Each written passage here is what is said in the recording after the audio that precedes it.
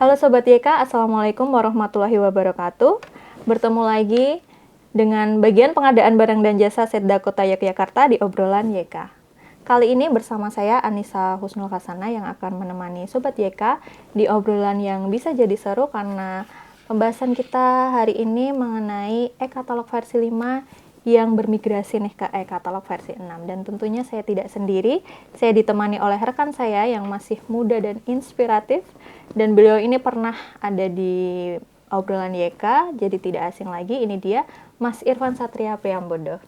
Iya. Selamat pagi Mas Irfan. Selamat pagi Mbak Sasa. Bagaimana kabarnya hari ini Mas Irfan? Alhamdulillah baik. Mbak Sasa gimana kabarnya? Alhamdulillah baik. Baik. Semangat ya Mas untuk hari ini. Oke, siap. Semangat Mbak Sasa juga. Nih, kita akan ngobrol-ngobrol santai nih bersama Mbak Sasa dan saya. Tuh. Oke. Ini pembahasan kita kali ini tentang e-katalog versi 5 nih Mas, yang bermigrasi ke e-katalog versi 6. Nah, menurut Perpres nomor 46 tahun 2025 tentang perubahan kedua atas Perpres nomor 16 tahun 2018, di situ kan disebutkan salah satu metode pengadaan itu salah satunya adalah e-purchasing nih. Dan e-purchasing ini menjadi metode pengadaan yang diprioritaskan di lingkungan pemerintah. Dan e-katalog ini merupakan platform ya untuk melakukan e-purchasing. Begitu Mas Irfan? Betul. Mungkin Sobat YK di rumah masih ada yang kurang paham mengenai e-katalog itu. Jadi Mas Irfan bisa menjelaskan dulu nih, apa sih itu e-katalog Mas? Oke, jadi gini, betul kalau kata Mbak Sasa tadi ya, bahwa e-katalog itu adalah salah satu platform di dalam e-purchasing. Jadi sebenarnya gini, di dalam e-purchasing ini sebenarnya ada beberapa platform. Salah satunya adalah e-katalog itu sendiri. Nah, e-katalog ini adalah suatu platform yang dikelola oleh LKPP untuk kita menjadi wadah melaksanakan proses pengadaan barang dan jasa melalui elektronik. Seperti itu, Mbak Sasa. Oke, jadi bisa dibilang e-katalog itu e-commerce khusus pemerintah gitu. Betul, ya Mas ya? e-commerce yang dikelola oleh LKPP.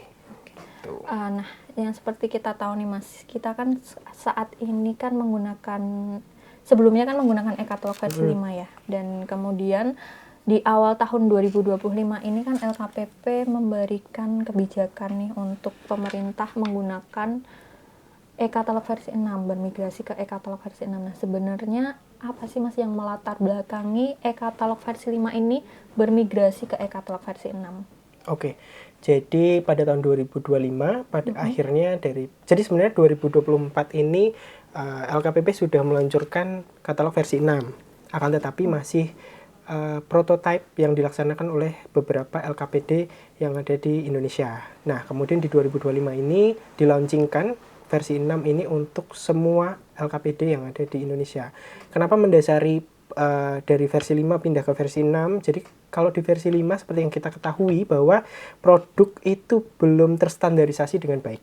Kemudian juga ketika kita mau mengidentifikasi produk itu juga masih susah gitu Mbak Sasa. Kemudian di versi 5 juga belum adanya monitoring nih. Jadi kayak ya udah kalau misalnya dari penyedia mau menayangkan produk langsung tayang gitu. Jadi tidak ada proses kayak di versi 6 ini nanti ada namanya proses kurasi dari para kurator seperti itu. Kemudian di versi 5 ini masih susah nih untuk mencari produk gitu. Jadi kemudian di versi 6 semua itu disempurnakan seperti itu Mbak Sasa. Oke, terus untuk saat ini apakah versi 5 itu masih bisa digunakan Mas? Atau langsung nih kita menggunakan e-katalog versi 6? Oke, pertanyaan bagus Mbak Sasa. Jadi nih versi 5 itu masih ada nih Mbak Sasa. Sampai detik ini versi 5 itu masih ada untuk beberapa kategori gitu.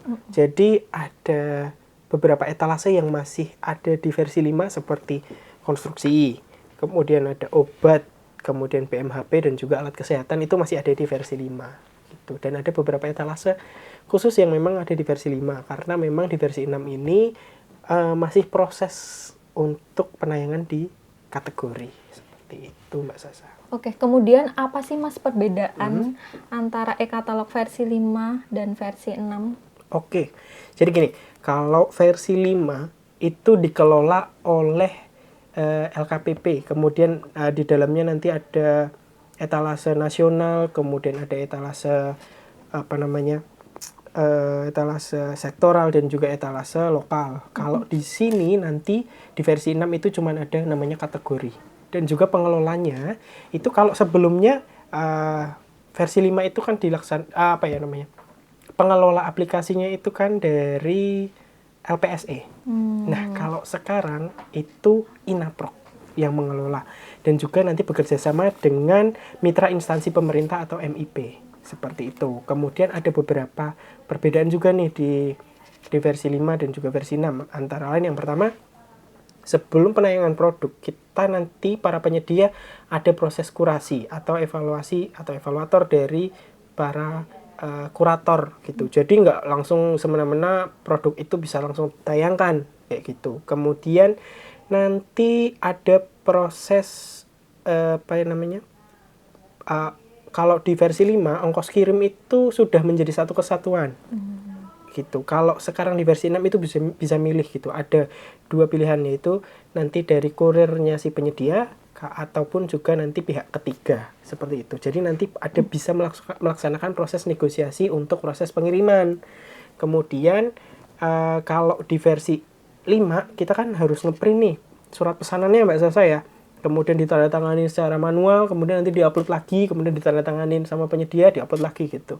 Kalau sekarang enggak, kita sudah masuk ke digitalisasi, jadi nanti surat pesanan itu bisa langsung by sistem, dan makanya dari penyedia, kemudian dari PPK atau PA itu nanti juga harus mempunyai tanda tangan elektronik gitu. Jadi prosesnya lebih digitalisasi. Kemudian pembayarannya pun juga lebih digital gitu. Jadi dari bendahara bisa langsung melaksanakan pembayaran kayak gitu. Kurang lebih seperti itu sih Mbak Sasa secara garis besarnya. Oke, jadi perbedaannya ada di sistemnya, ada di alur penggunaannya juga. Kemudian dari pengelolanya juga beda ya Mas Irfan ya. Terus untuk pelaku pengadaannya nih Mas Irfan, apakah ada bedanya antara pelaku pengadaan di e-katalog versi 5 dan e-katalog versi 6?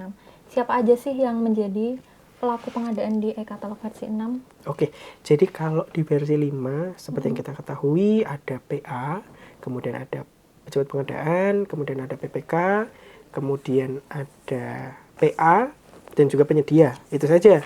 Kalau sekarang itu ada ketambahan beberapa, yaitu adalah ada namanya mitra instansi pemerintah MIP itu sebagai pengelola dari Inaproknya, kemudian ada kuratornya, dan juga nanti ada bendahara yang bisa melaksanakan pembayarannya secara langsung gitu. Oke, untuk pertanyaan selanjutnya nih mungkin akan menjadi pertanyaan yang ditunggu-tunggu nih oleh Sobat YK karena bisa menjawab dari kebingungan Sobat YK tentang e-katalog versi 6 itu sendiri. Jadi boleh dijelaskan nih Mas Irfan apa aja sih yang perlu dipersiapkan, kemudian bagaimana tata cara pendaftarannya, kemudian alur penggunaan e-katalog versi 6 ini. Jadi gini Mbak Sasa, jadi nanti para penyedia itu berbeda dengan versi 5 seperti yang saya sudah bilang dari tadi, bahwa nanti ada proses namanya kurasi dari para kurator. Jadi nanti yang pertama nanti penyedia memasukkan produknya gitu, kemudian nanti di dalamnya mencantumkan spesifikasi produknya, kemudian foto-foto produknya, dan juga harus mendeskripsikan secara lengkap nih gitu dari masing-masing produk tersebut. Kemudian nanti masih akan ada proses tunggu nih dari penyedia untuk sampai bisa ditayangkan oleh sistem gitu. Itu aja sih, kurang lebihnya seperti itu. Oke, baik. Berarti ini pastinya sudah ada ya Mas yang menggunakan e-katalog versi 6. Dan mungkin juga Mas Irfan sudah pernah menggunakan e-katalog versi 6 ya. Ada nggak sih Mas kendalanya dari penggunaan e-katalog versi 6 ini? Oke, jadi di pemerintah Kota Yogyakarta sendiri sudah beberapa OPD melaksanakan proses katalog versi 6 karena memang tahun 2025 proses pengadaan itu terpusat di BPBJ. Jadi rekan-rekan dari pengelola pengadaan sudah beberapa yang melaksanakan proses menggunakan katalog versi 6. Memang ada beberapa kendala yang kita temukan. Yang salah satu yang paling sering adalah proses pembayarannya masih beberapa kali terkendala nih Mbak Sasa. Jadi memang memang mungkin dari sistem juga masih perlu penyempurnaan. Kemudian produk yang mau kita beli itu ternyata belum selesai proses kurasi nih. Jadi memang barang-barang yang kita mau beli itu ternyata masih ada proses kurasi nih gitu. Jadi kita tidak bisa melaksanakan melaksanakan proses pengadaannya seperti. Oke, jadi gitu ya Mas ya. Baik, pertanyaan terakhir nih Mas nih. Apa nih harapan terhadap pengadaan metode e-katalog versi 6 di lingkungan pemerintah Kota Yogyakarta ini? Oke, titipan dari rekan-rekan sih bahwa diharapkan katalog versi 6 ini bisa menjadi suatu platform yang memaksimalkan proses pengadaan di pemerintah Kota Yogyakarta, karena memang penggunaan katalog versi 6 ini dinilai lebih efektif dan juga efisien di dalam proses pengadaan barang dan jasa. Jadi semoga ini bisa membantu rekan-rekan dari OPD untuk memaksimalkan proses pengadaannya. Seperti itu. Baik, itu tadi pembahasan kita terkait e-katalog versi 5 yang bermigrasi ke e-katalog versi 6, yang merupakan salah satu upaya dari pemerintah untuk mewujudkan sistem pengadaan yang lebih transparan, akuntabel, dan lebih efisien. Semoga bermanfaat dan mohon maaf apabila terdapat kesalahan atau kata-kata yang kurang berkenan di hati Sobat YK. Saya Anissa pamit undur diri. Wassalamualaikum warahmatullahi wabarakatuh. Sampai jumpa.